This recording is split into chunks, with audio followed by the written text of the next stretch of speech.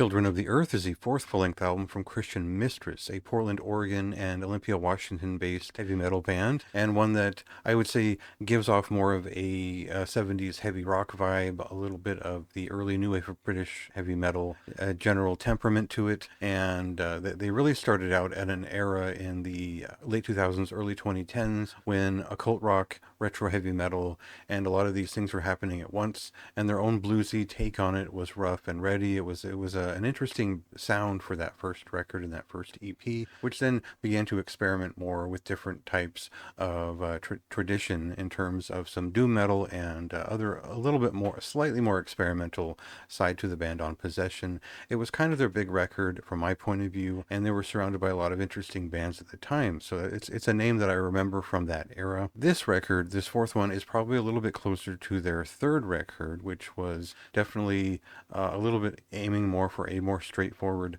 traditional heavy metal sound, and that is more or less what you're going to find on this one. So we'll take a listen to a clip here, and then I'll talk more about what this record is and how it kind of follows up on their legacy just a little bit more.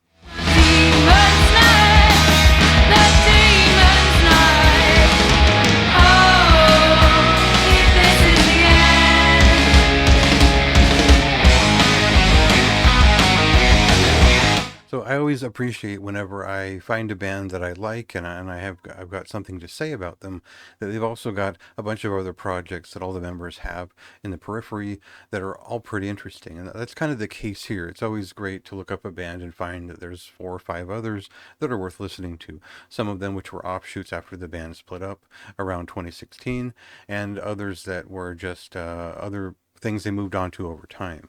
So what we get here is a return to the band's sound, more or less. There's some different people involved, different guitarists and songwriters, and there are some differences here. And I think the big one that they kind of emphasize in the press materials is that they're making more room for the vocalist. They're giving her a little bit more of a forefront and a command of the action in the music, and that makes for a much more melodic and lyrically driven album. It means a lot more of the singing carries a lot more of the weight here, and you'll either love it or hate it in terms of the vocals, because they're very stripped down, very natural and honest vocals, which are also lyrically revelatory, and they're very much honest and open in their conversations that they're having with the listener. So there's definitely a stripped back feeling to Children of the Earth that is intending to do what they've always done in terms of fusing ancient spiritual ideas and ancient heavy metal into something that is also, it has a little bit of a charm and has a little bit of a knack to it that is their own, and that might manifest in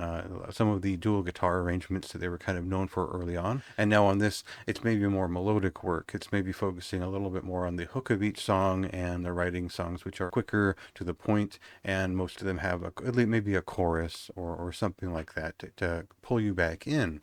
It's not necessarily more accessible than To the Death was, but it's also very similar in the classic heavy metal tradition. I don't have much else to say about this record. I think it feels pretty good. If you're already a fan, I don't think that you're going to have a problem with the more melody-driven side of the group. They haven't really reframed their sound entirely. They just made it a little bit more effective in getting to the point, to a hook, or just getting through the lyrics, as it were, as they tell a story. So for me, this is just a solid heavy metal record. It's a very direct shot through, and all the songs are very consistent in their quality and their expression. There was no real standout irritant or a point where I just couldn't keep going with it. It was a strong full listen that didn't really interrupt itself with any nonsense or garbage. So for me, that's a solid record. It's a high recommendation, especially for people who are already familiar with the band or understand the kind of the niche where they fit into in general. So it's a pretty broad niche, and there's a lot of appeal to this record from my point of view. So check it out yourself. It released on March 7th, and go ahead and read my written review on the website to get more of my thoughts. To death on the other side.